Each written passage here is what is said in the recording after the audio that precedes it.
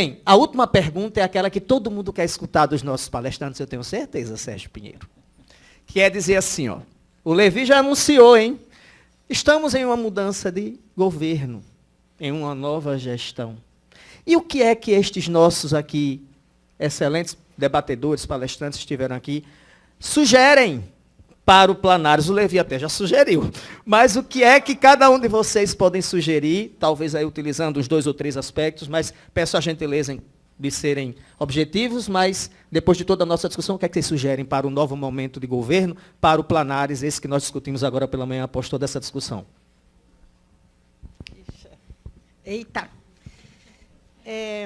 Eu queria anunciar que tem um projeto de lei, por iniciativa do Senado Federal, que foi apresentado em junho deste ano, que volta às comissões de participação social por lei. Porque o que aconteceu? O atual governo fez um decreto e acabou com todos que eram por decreto, mas não podia acabar com o que era de lei, porque tinha que passar no Congresso Nacional. Então, está tramitando já um que faz com que seja lei a participação social nos diversos segmentos da saúde, da educação, do meio ambiente, do saneamento básico, da habitação e tal. Então, isso é uma notícia muito boa. Só uma coisinha que o Dantas colocou, o negócio da consulta pública, né, audiência, isso aqui. A Lei 11.445, de 2007, Política Nacional de Saneamento, Política Federal de Saneamento, ela foi a primeira lei no Brasil que fala o que é controle social, porque até então era assim, audiência pública, apresentar o plano, fazer uma reunião. E ela é maravilhosa a definição, porque ela fala assim, participação social é a participação das representações da sociedade desde a formulação, diagnóstico, elaboração, etc., etc., acompanhamento da implantação e novas proposições. Isso foi em 2007. Em 2010, a Política Nacional de Resíduos Sólidos copia igualzinho, só que, em vez de falar que é do saneamento básico, fala que é de resíduos sólidos. Nós fomos convidados para ir num evento de Engenheiros Sem Fronteiras, em Barcelona, quando teve essa lei de saneamento, para explicar que eles estavam atrás de um país que tinha uma lei que explicasse o que é a participação social. E a gente foi lá explicar o que está acontecendo, como é que isso foi introduzido. Isso foi tão significativo que a FUNASA, todos os seus materiais, começavam assim. Primeira coisa para fazer um plano. O que é que todo mundo pensa aqui? Primeira coisa, fazer um plano. Hã?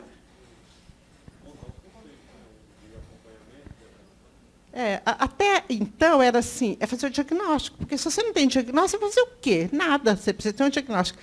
A partir dessa lei, todos os manuais da FUNASA vieram assim, primeira coisa, constituir o grupo de acompanhamento, que tem que ter representante do governo federal, do governo estadual, do municipal, da sociedade civil e tal. Vocês podem pegar qualquer manual da FUNASA daquele período para cá. Por quê? Porque o diagnóstico tem que ser feito com a participação da sociedade. Então, isso foi os planos diretores. Então, isso foi uma evolução realmente muito grande no Brasil. Agora, a pergunta do Josivan é sobre o Planários. Mas eu tenho visto que tem havido, para a comissão de transição, uma posição do pessoal de água e esgotamento sanitário de que deve revogar a Lei 14.026. Que a 14.026 ela transfere... Bom, acho que eu não vou falar isso aqui, não. Não, mas então eu quero dizer o seguinte, eu não vou citar um outro aspecto, que tem que atualizar a lei de 2007. Houve uma tentativa de atualização com a 14.026 de 2020.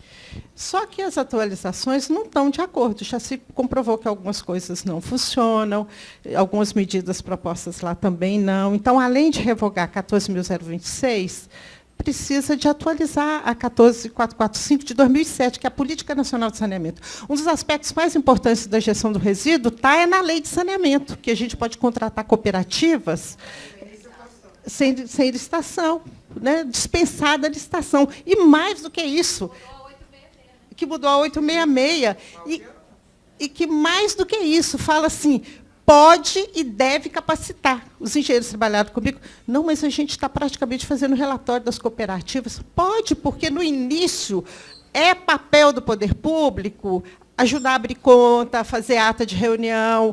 Você não pode fazer isso com a empresa privada. Você não contrata uma empresa privada que não tenha capacidade estabelecida. Mas catador você pode contratar sem ter todas as capacidades. Você pode orientar, apoiar. Ele tem que cumprir tudo. Se ele deixar de coletar, ele não recebe, porque é poder público, serviço público tem que cumprir. Mas o poder público pode e deve, a legislação, fazer esse. E é muito necessário. Porque em 2015, em Brasília, a gente não conseguiu contratar uma cooperativa. Em 2016, contratamos 4. Em 2017, contratamos 9. Em 2020, 15. Hoje tem 29 contratos com a cooperativa no Distrito Federal para fazer a coleta. Hoje, 22% de toda a mão de obra operacional no governo do Distrito Federal é composta de catadores em cooperativas. 22%. É uma coisa muito significativa. Mas eu tenho que responder o que a gente pode fazer? Eu acho que a gente não pode, não. A gente deve fazer. Nós temos que fazer uma revisão na 11445, no que diz respeito a resíduos. Nós temos que fazer uma revisão da 12305, que é a nossa Política Nacional de Resíduos Sólidos. Não é só fazer um novo plano. E nos decretos regulamentadores dessas leis. Então, eu faço um desafio aqui para uma tal de Régia, sabe, que está aqui na minha frente, para a Wagner, que é a presidente da ABS, para a Câmara Técnica de Resíduos Sólidos Nacional, da ABS, fazer esse trabalho e ofertar. Olha, a ABS entende que precisamos de mudar isso, isso, isso. Não precisamos de chegar no nível que está chegando o grupo de água e esgoto, que está pegando cada capítulo e tal. Mas a gente precisa de fazer isso. E aí eu acho que a gente pode... Eu acho não, né, Dantas? Eu penso, né? Aí eu penso que a gente pode fazer o que a ABS sempre fez, chamar os parceiros. A gente pode constituir o nosso grupo, chamado a SEMAI, a AESB, a CNM, a Confederação Nacional dos Municípios, a Brecom, porque está compartilhando aqui, e tal, e a gente apresentar uma proposta. Então, fica aqui o desafio, porque a representante oficial aqui da Câmara é a Régia. Então, cabe a ela, o desafio virou para ela, para convencer a direção nacional da Câmara, né, que é a Bárbara, a PEG, a Emília Rudkovski e a nossa coordenadora geral, que é a Rose, e eu me comprometo a colaborar com esse grupo. Tá bom? Obrigada.